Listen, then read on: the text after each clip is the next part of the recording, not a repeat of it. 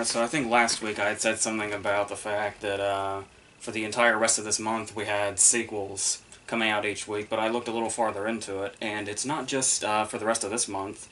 It is the entire month of July as well, and a lot of the times more than one. I think there's one day in July that even has 3 coming out at once.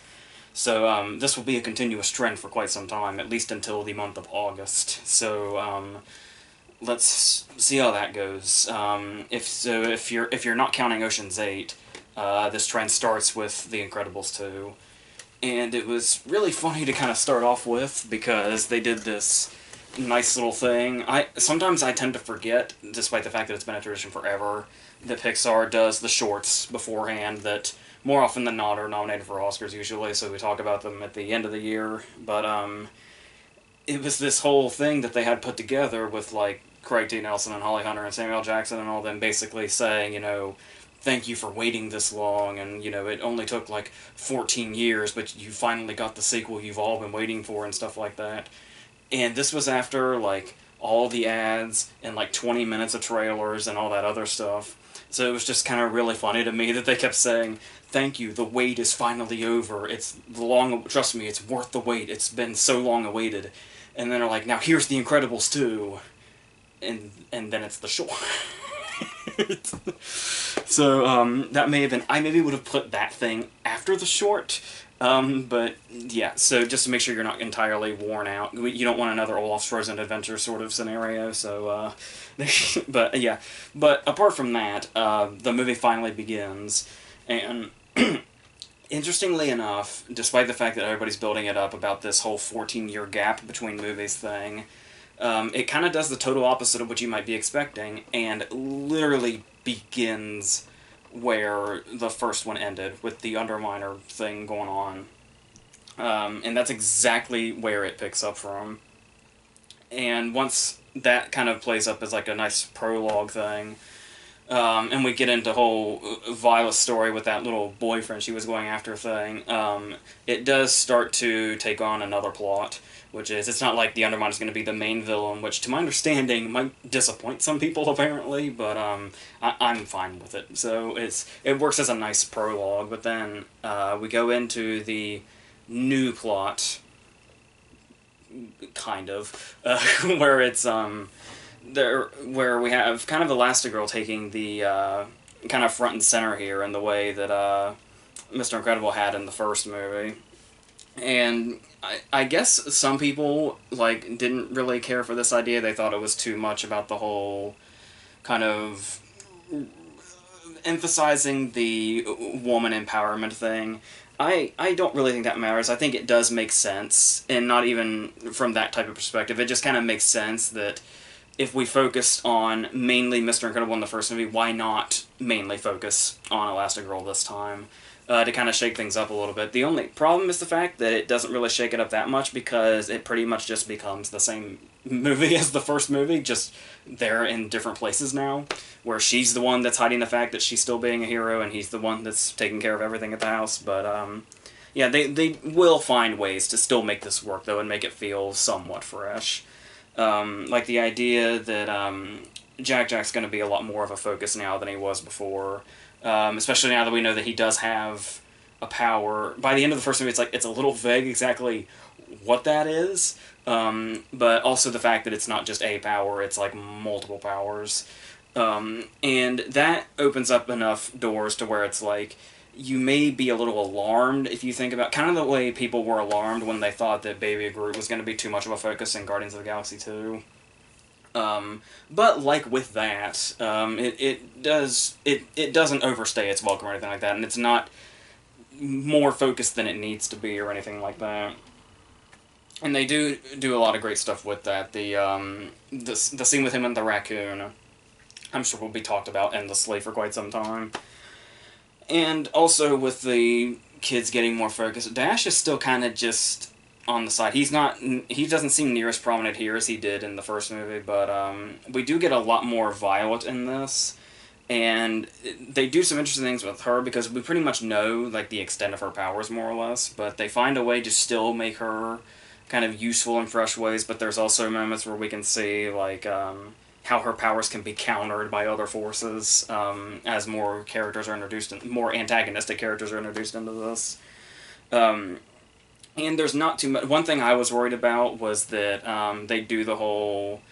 Everybody was so, in love with Inside Out for the way how it realistically showed, the angst that teenagers go through and all that, but to basically continue that with this oh so realistic depiction of Violet and her boyfriend, which isn't really all that special when we've seen this enough times already, realistically enough. But it's I guess it's supposed to be extra special because it's in a Pixar movie or whatever. But I don't I don't I don't mean to go after Pixar or anything, but I was afraid they were going to focus on that a little too much. But once again, they really don't. But he's also Tony is crucial to an extent.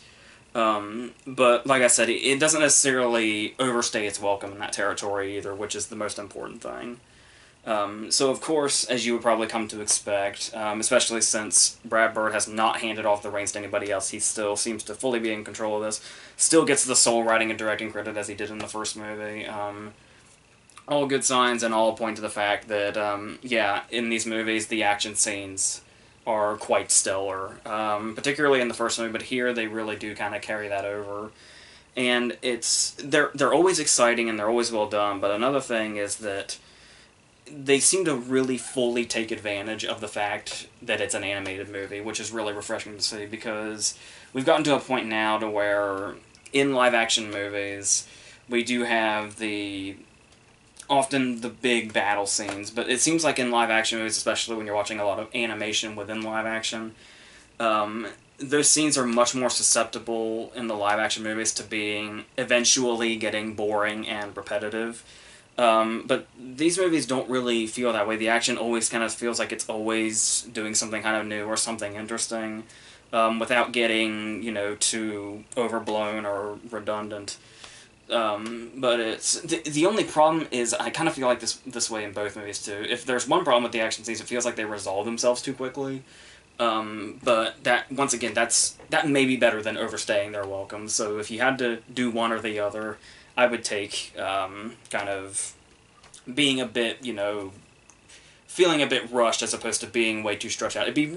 Obviously it'd be ideal if they found that middle ground and got it just right, but yeah, I'd certainly take this over something that's way too long. So there's that. And of course they are, and I suppose that does kind of come in. The rush thing does kind of seem like more of a problem when it's not so much the action, but more like what the conflict is. They get into the whole plot with mind control and the fact that if they're wearing the glasses, then their mind's under control. The really flashy scenes and all that. And it's really just as simple as knocking the glasses off their face. And while it does seem like in the actual movie that takes a while to get to, yeah, once that happens, you realize just how simple it is.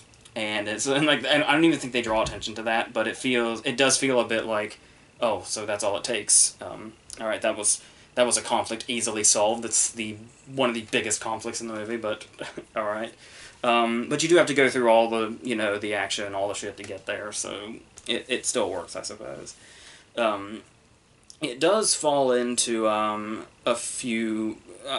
I probably have more problems with it than a lot of the people that I know, because. Well, for starters, we do have the old... I think even the people that love the movies are getting a bit tired of this. There's this cliche that Disney in general has just been doing a lot lately with the surprise villain. And it's not even a spoiler to even say that anymore. But the thing here is that it seems like it's really, really predictable. Like, the whole movie... it's one of those movies where you spend the whole time basically saying, well, that's the villain, why are they making us wait for that reveal? Because we're all just kind of waiting for that reveal. But they do it in a way to where there's two directions to it. There's a direction where it is what you think it is, but there's also a direction where it's not what you think it is. That's the vaguest way I can put that without saying too much. So they found a way to make it feel fresh while at the same time doing one of their biggest cliches. So that was kind of conflicting, but overall, it's as long as there is a surprise in there, that's fine. But yeah, if they could go off the cliche though, they'd probably be in much better territory, much more satisfying territory. But and then they also bring in some new heroes. Which are they're amusing, but they're mostly kind of forgettable. The woman next to me got a huge kick out of Brick from Wisconsin, and there's like the owl dude. But overall, it just kind of feels like they almost feel like they should probably be in another movie altogether, almost like Monsters vs. Aliens or something, as opposed to an incredible sequel that Brad Bird still has his name on. But yeah, it's not too bad or anything. So really, the main problems kind of come from the fact that the whole plot with Elastigirl being here and Bob being over here taking care of the family. Even though within the 14 years, you kind of expect, what directions could they possibly go, and you kind of wonder what all they could do with this, how much they could branch off, and that you really just kind of do a role reversal plot of the same thing with a slightly different plot. But even the evil plot is more like it all just comes down to basically like how Syndrome basically had a grudge and just went after not necessarily like world domination or anything like that, but just heroes. Like, the heroes in general. Once again, it pretty much just boils down to that again, as well, as far as the motive goes. To where it's like, you would think they... Like, it was nice that Syndrome had such a specific target, as opposed to, I'm gonna destroy everything or whatever. But here, it's more like, well, that's already been done, so I feel like they definitely had room to go bigger, even if, once again, that would have felt maybe a bit like territory that's already been taken, but it felt like they could have done something that felt more different than what that was, but not really. And we do have stuff like Edna Mode coming back, and obviously she does serve a purpose, and there are funny scenes, certainly, but to me personally, not to piss anybody off, but I kind of felt like, I don't know if it's also because of, like, she shows up so much later in this movie than she did in the other one, but it almost kind of felt like fan service, just her presence alone. I mean, I know you can't, like, do an Incredibles movie without her, but not just the way she came into the movie and what purpose she serves just kind of felt like, well, this is in here because that just has to be in here, and yeah, but yeah, that was kind of, I guess for me that was lose-lose, because it would have been bad if she wasn't here anyway, but yeah, maybe if she had, like, maybe served a more crucial purpose, that would have been another thing, but yeah. So, overall, I think it's okay. I know people are going absolutely crazy for it, but here's the thing, is that I feel like the way you approach this movie really just depends on how you're going into it. Because I remember when the first one came out, I had to sit in the front row because the theater was full, like there were no seats left. And everybody in the world just, like, fell absolutely in love. And I never fell absolutely in love with The Incredibles. I did, like, the first time I saw it, I didn't even care that much for it, but as I've seen it many times more over the last 14 years, I've grown to really like it a lot. But it's still not a movie I'm, like, in love with. And so that's kind of, like, if I wasn't absolutely in love with that, I wasn't going to be absolutely in love with this. I was open to trying, but I was also kind of keeping the hype in check, because I knew how I felt about the first movie. And yeah, and I do like the first movie better. But yeah, I do feel like if it's not necessarily just because people waited for it for so long. If anything, these days lately, things show you that the longer people wait for stuff, the more critical they seem to be of it. So the positive reaction to this does feel genuine. I'm not trying to say otherwise, but I do think it really depends on exactly how you went into this one and how you felt about the first movie and where exactly your hype was in regards to how you're going to feel about it. And I think that's why I just feel like it's okay, but I really don't think it's anything special. Not to me, anyway. So, yeah, but it's fine. So, there's that. Sorry if that's underwhelming, but that's all I got. Our next one's going to be Tag. the movie that's main gimmick seems to be that this is actually a true story. They're kind of doing the pain and gain thing where they tell you it's a true story and then they tell you again just in case you don't believe it because something insane happens. But and we do have an interesting start because one of the things that I actually kind of liked was the inclusion of the Annabelle Wallace character, where it starts off where she's from the Wall Street Journal and she's supposed to be interviewing John Hamm about basically his job and what he does and what he stands for or whatever. And she gets wind of this game and decides that she's going to follow him around and do that. So we kind of get like an audience's perspective within the movie with this character. So I thought that was kind of an interesting addition to have in there. Um, and then, yeah, we have the setup we all know where it's Ed Helms, Hannibal Buress, John Hamm, Jeremy Renner, and Jake Johnson playing this game of tag that's been going on for like 30 years every May with a very detailed rule list. I was curious about the whole why don't they just do that, but they do have like a very strict no tag backs rule, so like the person that just tagged a person can't do it right back. So that's it all kind of does fit together. Like all these questions you may have going in, most of those probably get answered to the movie's credits. So there's that. One of the other things I also really liked, on top of the inclusion of Annabelle Wallace's character and exactly what that means and represents, is this whole idea that making like the main focus of the plot the fact that Jeremy Renner hasn't been tagged ever. So they all kind of work together to focus on him, even if that means tagging each other just to be the first one that gets to him. It doesn't matter. And because that kind of, like, when you first hear the setup, you probably think it's kind of like this kind of like balls to the wall, every man for himself kind of thing, which would be like, you can imagine kind of, how crazy and hectic that would feel, and maybe a good way, especially for a big comedy.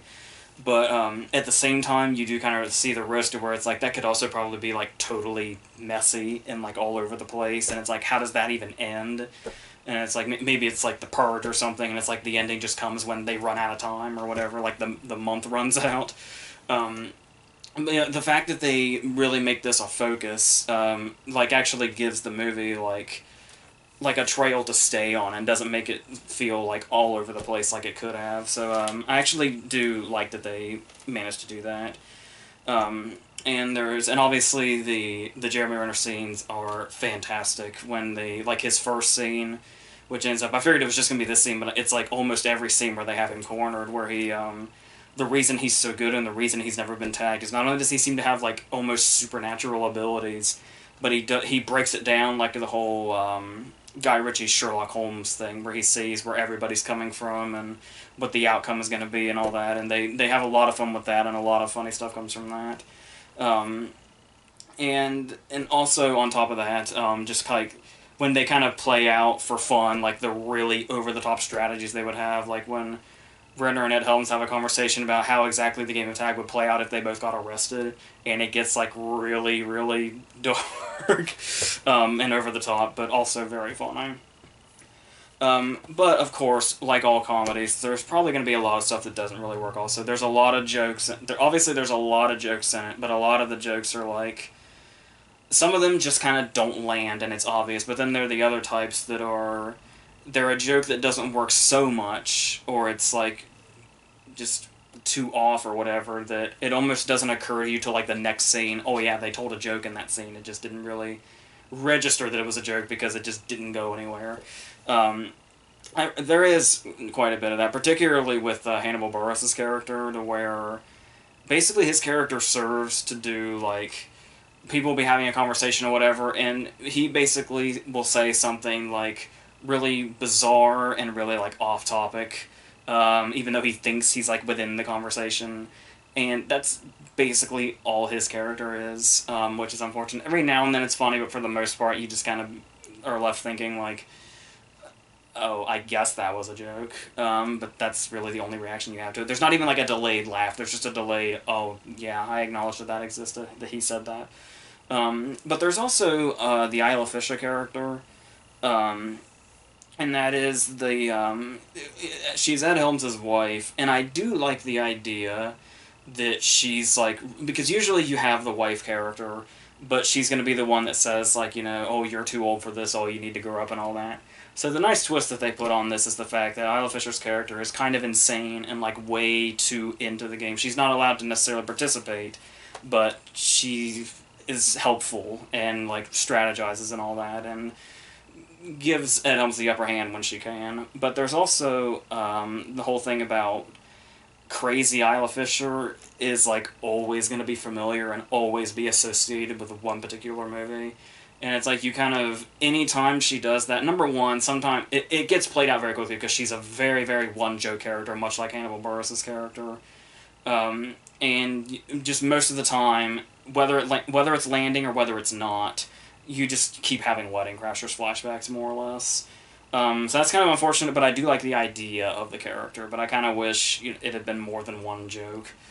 So there's that. But then that's also kind of like, that is countered by the Leslie Bibb character, unfortunately. To where it's like, just when you get relieved that there isn't, a wife character or whatever saying, like, you need to grow up, you need to stop the game or whatever. That's pretty much what Leslie Bibb's here to do. And they do eventually put, like, a twist on that, but it's enough of a portion of the movie for it to be like, well, yeah, this character's here because of course they are, to add a little bit of that conflict or whatever. And then when they, like, have to... It does feel like it waters itself down too much when they go through the whole agreement of certain places they're not allowed to tag Jeremy Renner while he prepares for his wedding and all that. It really seems to kind of water down the concept, and you can tell it's easy to predict where the movie's downtime is going to be when, with a plot like this, you'd think you'd kind of be going almost non-stop, but... So yeah, I wasn't really a fan of that. And then there's also the Rashida Jones character that's basically... And not only does she just kind of bring the movie to a standstill whenever she's here, and you could pretty much take her out of it and it wouldn't matter, when she's introduced, you sort of immediately can know there's one too many characters now. Like, we really don't need another character at this point. And of course, they bring her in for a love triangle, because if there's anything that makes a movie better, if you can't end the sarcasm, by the way, is far into the movie, once everything's been established, oh, by the way, love triangle that really doesn't amount to anything, and hardly, barely, if at all, adds any conflict. And if it does, it'd just be boring, predictable conflict anyway, so that's a shame. I'm sure she could have done something with the role if it was more than just this, but yeah, but it's also just a big problem because there's just too many characters by that point. And while it's certainly a big comedy, I do appreciate that every now and then there's, like, a small thing. Like, at one point, towards the beginning, Jake Johnson, like, dives through a screen door and, like, it destroys the screen. And then Ed Helms, like, walks through it and shuts it properly. Just little things like that are really funny to me. But then they also try to go big, and it's in the way that, like, they realize they're making a big comedy. There's enough language in it that it's already going to be rated R anyway, so they probably thought, well, we're making an R-rated comedy, might as well add some raunchy stuff, just because. And it feels really out of place when they do it. Like, there's not even a lot in there. I think actually makes it seem even more out of place when it does happen. And it's kind of like, that honestly feels like a joke from another movie, anytime you see something that's supposed to be, like, dirty or whatever. So that just didn't seem to really work in any of the scenes it showed up in, I don't think. But yeah, some of the inspired things they do, like, some things that seem like they may not work, like, they seem like gambles, like, they totally could work, like, perfectly, or just completely fall apart, not at all, and really fuck with the tone, is, like, the scenes that I loved, like, when Jeremy Renner was doing the Sherlock Holmes thing, but then the other way, where they actually play a number of scenes up, like they're actually in serious action movies, like the woods scene, or when they're gonna, like, they threaten to waterboard Thomas Middleditch, and they're actually shot like action movies and feel like it, and sometimes, I thought the woods scene was maybe a little too over the top, though the funny thing is, and usually I kind of rag on True Stories when they show the real people during the credits, because it's the most obvious fucking thing ever.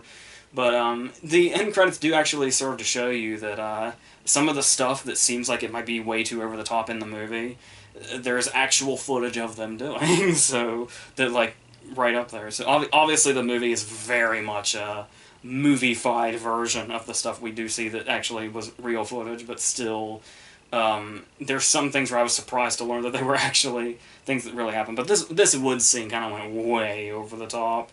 Even if they were doing like let's almost make it like an action movie thing, I think it was a bit too out of place. So, and speaking of out of place, if there's one thing that really does kind of seem to do the movie in, it's that in like, I get it if it's going to be like, with the way the setup is and the plot, you think eventually it's going to get to a point to where they're like, they realize that they're like having a midlife crisis or whatever, they need to grow up, and you know, they're adults now and kind of come to terms with that, and it's going to be like really depressing, but also kind of like, you know, hopefully we can still be friends and go all this. You expect that, but that's not exactly where the dramatic point is and what it is. Number one, because it goes probably way more dramatic than you're expecting, and secondly, it's like at the very last minute. Like, I kid you not, it's like the last scene. The big dramatic point is the last scene of the movie. That is how last minute it just suddenly is in this big comedy. And there's like no hints to it up to this point.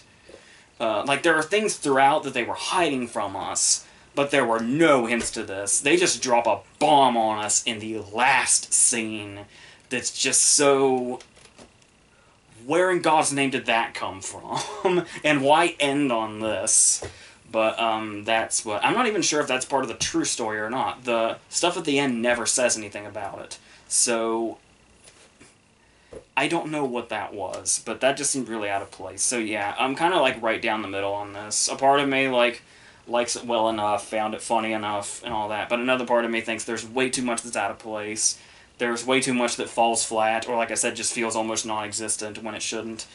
So yeah, but there is some really good stuff in here, like the Jeremy Renner scenes, for instance. So, yeah, that's where I stand on that. And lastly, we're going to end on the movie I should have talked about last week, but my theater is slow for some reason. We have Hotel Artemis now, as of today.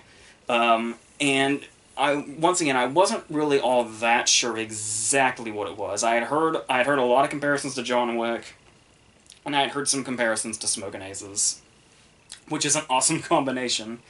So, with the appearance, I guess some people were confusing this movie and Terminal, just by their appearances and their advertisements, I guess. I get that from after seeing it now, but I can tell you straight up, this is so incredibly, infinitely better than Terminal. Just completely. And we start off and we get this nice, almost wordless introduction of what exactly is going on, where Jodie Foster and her orderly, Everest, who is Batista, basically run this hotel where criminals can come in who are injured or just need a place to hide out or whatever, and they just kind of stay here, and she's a nurse that kind of takes care of them should they be wounded or whatever. And we're actually introduced to them through Sterling K. Brown and Brian Tyree Henry, who was Paperboy in Atlanta, as brothers who have just set off this robbery that's apparently bigger than the movie's letting on in the opening scene, which it doesn't really tell you until later. And then they eventually end up here, and we're introduced to them through the outside world, but everybody else is just kind of already here. So, it does kind of make you wish you got a bit more of an introduction to most of the characters instead of just one set, but yeah, still, as it goes, they lay it down really nicely. Like I said, almost wordless the way it just takes us through. We watch her do, like... Jodie Foster's obviously playing, like, a woman that's supposed to be a lot older than she actually is. And she's got, like, this odd power walk that she does through the halls, and she's got her very strict set of rules and all that. She's got, like, this huge fear of going outside the hotel. Like, apparently she hasn't been outside the hotel in, like, 3 years. And there's, like, these riots going on that are getting bigger and bigger and, like, closer and closer and all that. Just kind of make this sort of impending thing growing. And yeah, and we do eventually get some exposition that's not as clean-cut. There is a nice scene when she has to lay down her ground rules for Kenneth Choi, who's trying to get in and isn't a member. So she lays out all the kind of nice set of rules that they have here. Once again, second movie in a row where there's kind of a nice clean cut set of rules to kind of set the movie to make you, if there's any questions you have, they do have an answer. Um, but then, like, when Jenny Slate's character starts to come in, and every now and then she'll be talking to somebody, and there'll be this, the exposition will get a little sloppier, but for the most part, it's nicely done as far as an intro goes. Um, and we do get, like, Batista. I love Batista's entrance, where it's like, she calls him in, and then she says, "Do you know why they call him Everest?" And the shot is Batista walking in, but because he's so big, his, like, the top half of his head is, like, cut off, and then it pans up. And then she just says, "You know why he's called Everest." That's a really great intro, and obviously Batista's this really kind of found, like, a place here for himself in the acting world, where he plays these guys that are, like, these really hulking figures that, like, ever so slowly kind of, we start to see their humanity as it goes on. Even in small roles like Blade Runner, he was able to pull that off nicely, and it pulls that off nicely once again here, without it always feeling like the same character, which is really well done on his part. And then we got other recognizable people, like Sofia Boutella, basically more or less playing her character from Kingsman, just with normal legs. And then we have Charlie Day. Charlie Day is this very kind of hyperactive, drug-snorting, trigger-happy criminal that doesn't give a fuck about anyone or anybody around him. And it's like, people are getting really adventurous lately in their casting of Charlie Day, after he was the big supervillain in the Pacific Rim sequel, and now this, and it's like, I couldn't tell in Pacific Rim, and I can't tell now if this is paying off or not. Because it's like, obviously there is a character that Charlie Day plays best, but the fact that he's taking on roles like this now kind of is like, even if he's not particularly suited for it, and it's not particularly great work, I appreciate that he's doing it. Like, I like watching him do it anyway, just to see what it looks like and where it goes. He's in there just enough to make me wonder what he's going to do with it and make me interested. Whether, like I said, it comes out, fully well or not, I kind of like that it's here anyway, and that he's doing that anyway, so there's that. Then there is the Jeff Goldblum character, who spends, like, over half the movie just getting built up as this really big, huge dude. And his very prone to violence son, Zachary Quinto. And these characters are, like, I guess they're set up to basically be the villains of the movie, but I feel like with as much build-up as they have, and with as much promise as they have when we meet them, they're kind of underutilized. Like, you can, like, once, that's kind of it, you're just like, oh, so that's the extent of those characters, I guess. And it kind of feels very abrupt. Like I said, this would have been a great time to when we were talking about getting a bit more into the characters than we do. I understand if, like, their mystery is the whole appeal of it, but, yeah, some of these, and for the most part, that probably does, work to an extent, but it does always kind of make you wonder, it's like, would this be stronger? The movie needs to be longer, that's for sure. It's like an hour and 33 minutes, and we've got, like, 7 or so mysterious characters here, and we're getting the backstory of, like, 1 or 2 of them. So there's that. I've been seeing a lot of criticisms around like I said, I still didn't really know what the movie was about, but I've been hearing about it since it's already been out for a week. Some criticisms about the underutilization of the riot stuff, how they kind of seem like it's going to be this big deal, but I never really got that. It sort of just felt like it was supposed to be a setting. I mean, the movie is called Hotel Artemis. I don't think it's supposed to matter all that much what's happening outside the hotel, just as long as we know what the setting is. It's like there's people that don't like the first Purge movie with Ethan Hawke, because we get the setup of the Purge, but then the whole thing takes place inside. But it's like, I mean, this isn't called, the riots. It's called Hotel Artemis, so it makes perfect sense that we hardly leave the hotel, and that's just nothing more than just kind of a background dressing to get us where we are. And we do and they do set up a nice, futuristic setting. I think it's like 2028, I think it said at the beginning. So we get to see some of their nice futuristic stuff. The most important being the fact that you can 3D print guns that are just come loaded, I guess, when need be, if you're in the right place. So stuff like that's kind of nice touches throughout. And then we get, as I said, we do start to get some backstory with Jodie Foster, which for a while there is really nicely handled. It's like, unfortunately, when Jenny Slate comes in, not that Jenny Slate's bad in this or anything, but it's like she brought all the exposition with her. So whenever she's in a scene now, it's like people just spewing exposition when they were doing so nicely, doing it visually before they were talking about it. And when we see this backstory that Jodie Foster has about this son that she's lost, his story and what happened to him is told in this very visually beautiful way without saying a damn thing. But then once again, they kind of come in and they exposition the shit out of it so we know exactly what it means when it's what we thought it was when we put it together ourselves when we saw the images. So that's kind of, we didn't really need that. So, and then there's also like that backstory. You do start to wonder, it's like, it's nice that we get her backstory, but overall, is it going to be relevant or not? And once again, this was kind of a damned if you do, damned if you don't thing, because it was like, I mean, it's a nice character development, but it also feels like maybe there's other things we could be focusing on with this short runtime. But then there's the other side of it, which is what comes into play, which is, oh, it must tie into something. And then it's like, when it does tie into something, it's exactly what you think it is. It's like, as soon as you, like, even when I first saw it, I put together what had happened, but in the back of my head I was like, now I wonder if that's connected to...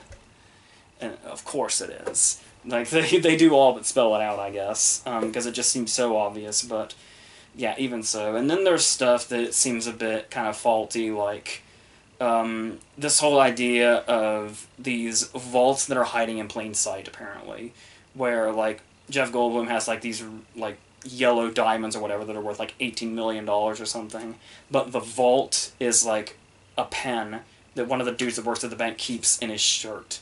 But it's like, I guess because it's hidden as just a pen, it's supposed to be hiding in plain sight, so nobody will take it. But it's like, that just seems like a flawed system. Just having it right out there to be taken as it is. But yeah, there's still something in there, though, that's kind of creative, though. So yeah, it really lends itself more to, like, be more about each person and kind of see where they come from. I feel like it wouldn't have been overdone. I feel like you could have done interesting things with this to kind of branch out on those more mysterious characters. But, as I said, I do get it if the mystery is kind of the appeal to it, but the execution of that could have been a lot stronger. So... yeah, but overall it does get pretty wild by the end there. It gets very violent. The people, there was like a whole row taken in front of me that were all together in Hotel Artemis, of all things, at 10 o'clock in the morning. And they seemed very startled by the violence. But, yeah, so it does eventually get to that point and really kind of turns into this, you know, crazy thing. It's not like all twisty like something like Terminal was, but that's because it realizes it doesn't have to be. It could just build this story that we know is coming, but still, there's just something, despite everything I said there, it just kind of feels like there's a little something missing, like there's a little bit of a punch that's missing, it just feels like there's some kind of missing quality in there somewhere where it's not quite hitting as much as it should. But I still like it quite a bit, actually, so that's overall where I am with that. I pretty much thought about it, I think, like I thought I would, so that's refreshing, so... yeah. So that's going to be it for this week. As I said, it's going to be sequels for the next month and a half, so we got to get used to that. And there's a couple of verses, one of which I've already shot, so that should be like right after this. That's the Gus Van Sant trilogy. And then we'll go into all that. So, yeah, so until all that stuff, that's it.